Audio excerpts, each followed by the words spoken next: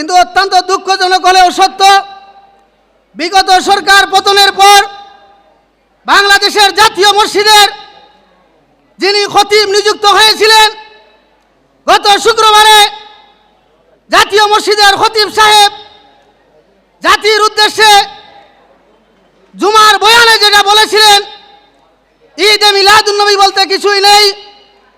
আমরা এটুকু বলতে চাই, বাংলাদেশ সরকার 12ই রবিউল আউয়ালে বাংলাদেশের সরকারি ছুটি ঘোষণা করেছে।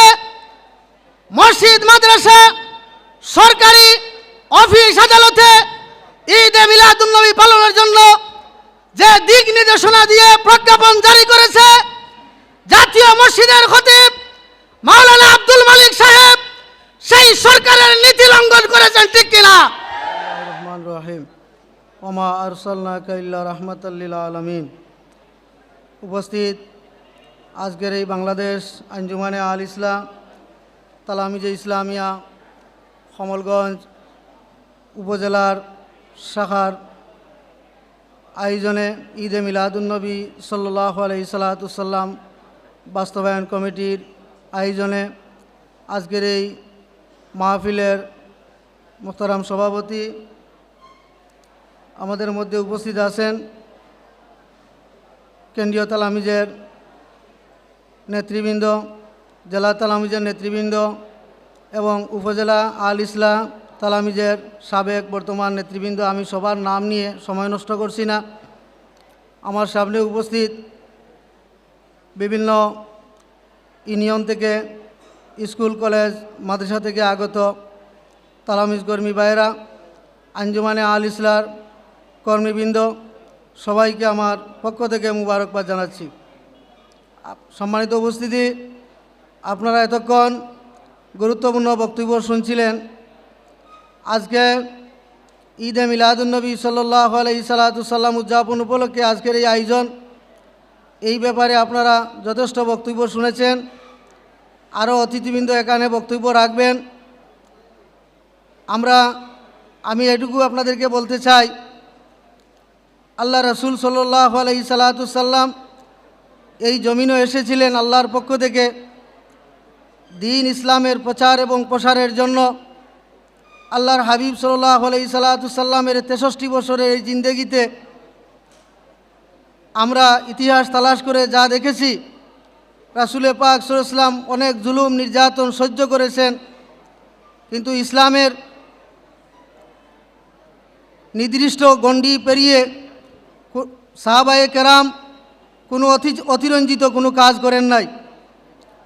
কিন্তু আরবি 12টা মাসের মধ্যে রবিউল আউয়ালের মাস আসলে বিশেষ করে বাংলাদেশের মুসলমান 2 ভাগে বিভক্ত হয়ে যায়। মিলাদুন্নবী সাল্লাল্লাহু আলাইহি সাল্লাম যারা উদযাপন করে তাদের বিরুদ্ধে একদল দাঁড়িয়ে যায়। আমরা এতদিন দেখেছিলাম বিভিন্ন রাজনৈতিক দলের কর্মীরা, ইসলামী দলের কর্মীরা মিলাদুন্নবী যারা পালন করে, র্যালি করে, তার বিরোধিতা করছে। কিন্তু অত্যন্ত দুঃখজনক হলেও সত্য, বিগত সরকার পতনের পর বাংলাদেশের জাতীয় মসজিদের যিনি খতিব নিযুক্ত হয়েছিলেন, গত শুক্রবারে জাতীয় মসজিদের খতিব সাহেব জাতির উদ্দেশ্যে জুমার বয়ানে যেটা বলেছিলেন, ঈদে মিলাদুন্নবী বলতে কিছুই নেই।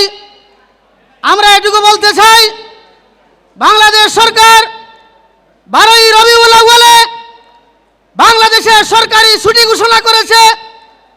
মসজিদ, মাদ্রাসা, সরকারি অফিস, আদালতে ঈদে মিলাদুন্নবী পালনের জন্য যে দিক নির্দেশনা দিয়ে প্রজ্ঞাপন জারি করেছে জাতীয় মসজিদের খতিব মাওলানা আব্দুল মালিক সাহেব, সেই সরকারের নীতি লঙ্ঘন করেছেন, ঠিক কিনা? যদি এটা হয়ে থাকে, সরকারের অনতিবিলম্বে আমরা দাবি জানাবো জাতীয় মসজিদের খতিবকে আগামী শুক্রবারের আগে তার এই দায়িত্ব থেকে অপসারণ করতে হবে, ঠিক কিনা? যেখানে জাতীয় মসজিদে ঈদে মিলাদুন্নবীর বেলারে পক্ষকাল ব্যাপী 15 দিন ব্যাপী ঈদে মিলাদুন্নবী উদযাপন করা হচ্ছে। এই আমরা দেখলাম সেই ব্যানার পরিবর্তন করে সিরাত মাহফিল করা হচ্ছে। আমরা আরো দেখেছি এই বাংলাদেশে এই সময়ে যেই সমস্ত কর্মকাণ্ডগুলো ঘটে যাচ্ছে, যেটা জাহেলিয়াতের যুগকেও হার মানাচ্ছে, ঠিক কিনা?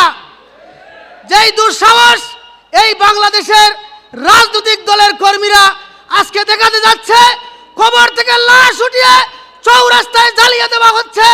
আমরা প্রশ্ন করতে চাই, কোন ইসলাম আপনারা এই জমিনে কায়েম করতে চান? ইসলামের কোন বিধানে আছে একটা কাফির মারা গেলেও তার লাশ পুড়িয়ে দেওয়া নিষিদ্ধ করা হয়েছে?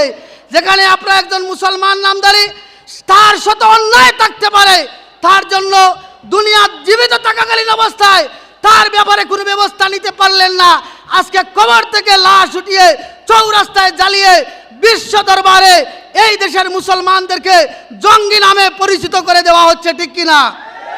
সম্মানিত উপস্থিতি, আজকে আঞ্জুমানে আল ইসলাম তালামিজা ইসলামিয়া দেশব্যাপী, শুধু বাংলাদেশ নয় বহি বিশ্বে আল্লামা সাহেব কিবলা ফজলুল রহমতুল্লাহ আলাইহির রেখে যাওয়া সেই উত্তরসূরিরা ঈদে মিলাদুন নবী সাল্লাল্লাহু আলাইহি ওয়াসাল্লাম উদযাপন করছে, র্যালি মুবারক করছে, দারুল কেরাতের খেদমত করছে, কোরআনের খেদমত করছে। তারই ধারাবাহিকতায় আমরা আমাদের মকসুদে মঞ্জিল পর্যন্ত পৌঁছে যাব ইনশাআল্লাহ। আমি আমার কর্মীবৃন্দের উদ্দেশ্যে একটি কথা বলতে চাই, বর্তমান দেশের প্রেক্ষাপটে রাজনৈতিক অবস্থানে আপনারা বিচলিত হবেন না। আপনাদের মকসুদে মঞ্জিল পর্যন্ত পৌঁছতে শত বাধা অতিক্রম করে আপনারা গিয়ে পৌঁছে যাবেন ইনশাআল্লাহ। আমরা সফল হব, আমাদেরকে বিজয়ী মঞ্চে দেখা হবে, সেই আশাবাদ ব্যক্ত রেখে আমি আমার বক্তব্য এখানে শেষ করছি। আসসালামু আলাইকুম।